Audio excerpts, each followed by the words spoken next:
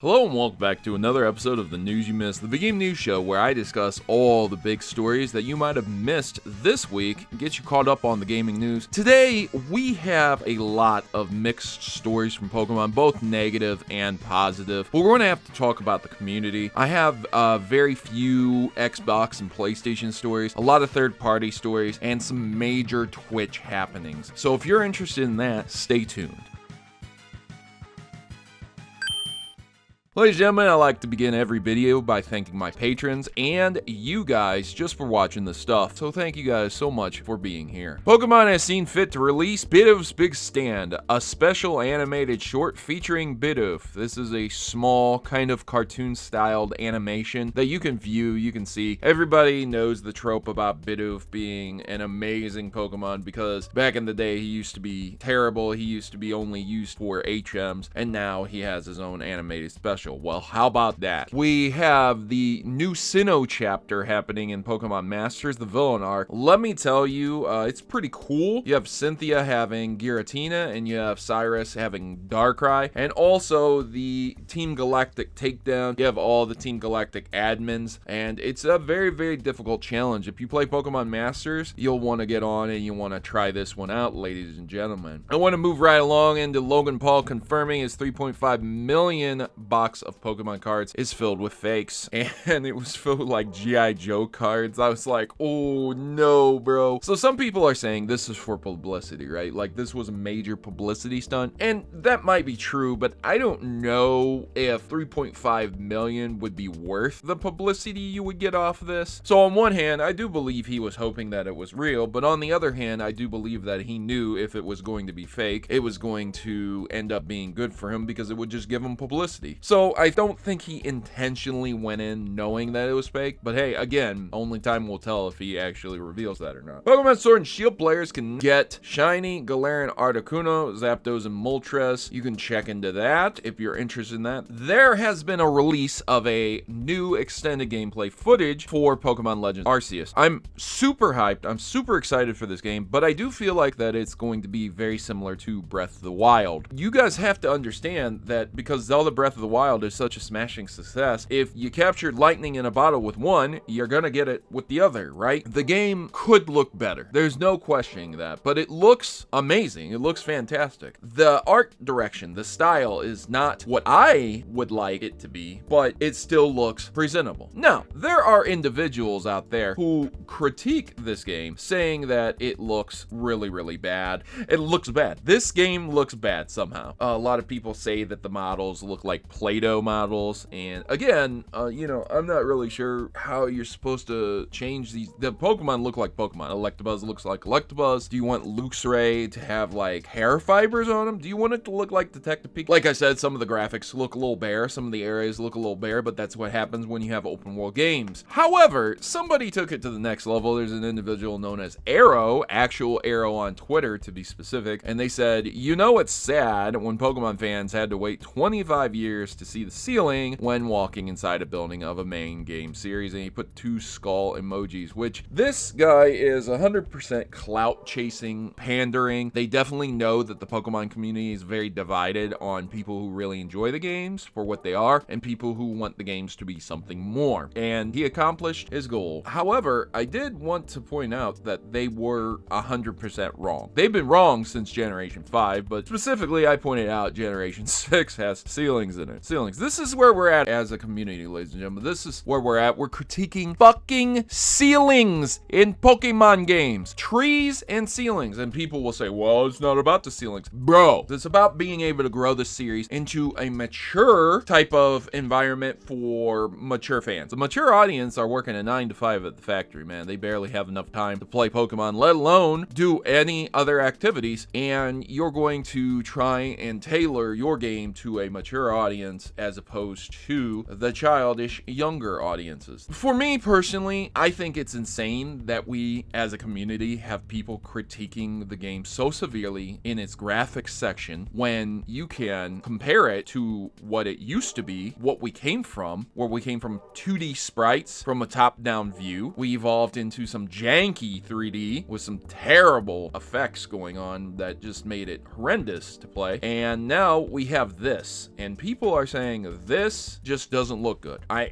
look, man, I want the series to evolve too, but we're not going to get Pokemon on the Unreal Engine anytime soon. Nintendo has collaborated all of the pre-order deals that you can get. You can get a Garchomp Camino set for in-game if you pre-order from Amazon. You can get art cards from GameStop, and the Poké Center will give you an Arceus sitting plush. Best Buy and Walmart really don't have anything going for it right now. I'm sure like you could get like some Pokeballs in game or something, but nothing special. So those are the main ones you'll want to pre-order it from. There was a guy, MandJTV. He promoted a mobile game as a sponsorship that uses NFTs on the, I believe it's Illuvium blockchain. And in the video, his commentary is that a mobile game stole his content. A lot of people didn't understand what I was saying with this, that it's ironic. It's ironic because most NFTs are stolen anyways, and this guy is now complaining about his content being stolen while also promoting NFTs. I mean, obviously not all. Hashtag not all, okay? Yeah, I get it, but it's still ironic, and this is how far the Pokemon community has fallen. This is how far, ladies and gentlemen. So the Pokemon genre was going to be different. Shigeru Miyamoto was the Generation 1 producer, and he actually wanted the game to be something a little bit different. They wanted to focus just more on the essence of the game, but as a producer, it wasn't his call, so it ended up in the form that it was now, an RPG, turn-based RPG, and he says he doesn't know if that was the right decision. Clearly, he would have made it an action-adventure, because that's what Miyamoto does. Why don't you guys let me know what you think about an action-adventure Pokemon in the comments down below. Microsoft has ended production of the final model of the Xbox One, which was the Xbox One S, but I'm glad they ended that and they're focusing on the newer stuff. Thanks to Xbox Game Pass, you can now play Doom on your phone. This is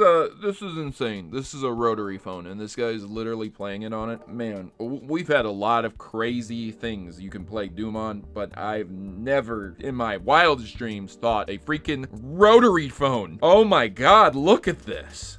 Phil Spencer talks about a program that if you get banned on Xbox would result on you getting banned on other platforms. This is to prevent hacking and cheating in crossplay, and I believe that he's 100% right, but I'm not really sure how that program would be implemented. A lot of the companies that put games on it have to provide their own anti-cheat software, so it is what it is. Sony stated that they're going to continue to produce PlayStation 4s through 2022 because it's one of the best-selling consoles ever, and there is a distinct lack of PlayStation 5. The other reason, and the one that they don't really want to say to the public, is that it is not only cheaper but easier to get parts for the PlayStation 4 to produce the PlayStation 4 than it is the PlayStation 5, and that's why they're going to do that, because there's a shortage of chip parts for the PlayStation 5, whereas the PlayStation 4 is still able to get those parts and be produced. Resident Evil Village VR gameplay is incredibly polished. There's a lot of people who are talking about this, and all I have to say is those mods, boy. Woo! You're gonna have a good time, you know what I'm saying. Hitman Trilogy is coming to Xbox Game Pass on January 20th, as well as Steam and PlayStation 4, PlayStation 5, EGS. It's nice to see him bring it into a single package, but there you go. Also, Jeff Grubb states that Respawn is working on a AAA single-player first-person shooter with a focus on style and mobility. It's in early development and will not release until 2024 or 2025, and they did state that it was not a Titanfall sequel, but still, spiritual successor, whatever. Valve says the Steam Deck is on track to ship on time and expects to ship first units by the end of February. So if you order a Steam Deck and you were looking to get into that, they seem to be right on track. I'm excited for that. Hopefully they will come out and they will be a fantastic contender to mobile PC options. Disguised Toast has been banned from Twitch after streaming Death Note anime series. It's said to be threatening the viability of the quote-unquote TV meta.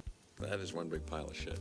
That is hilarious. Now, I say this because it's important to understand that you cannot stream TV series without the permission. So unless Twitch has set up a program where you can stream this specific TV series or this specific show, you can't do that. You don't have the rights to do that. Everybody knows that. That's why people do it on YouTube in a way to where like it's a window within another window. There's stuff going on. So it confuses the computer's auto copyright content bot that's out there. So this guy got banned for doing it, but XQC has stated that he is going to continue streaming MasterChef and other animes. So quote, "I'm not going to stop. What is the problem? We're gonna keep watching MasterChef, definitely gonna keep watching Hunter x Hunter. That's the plan." This is an individual who got banned off an Overwatch Pro team, got fired from the team for saying homophobic statements. This is an individual who decided to go over to Twitch, start streaming, and now he is to the point where he's just reacting to television shows, to anime series. This is your face of Twitch. This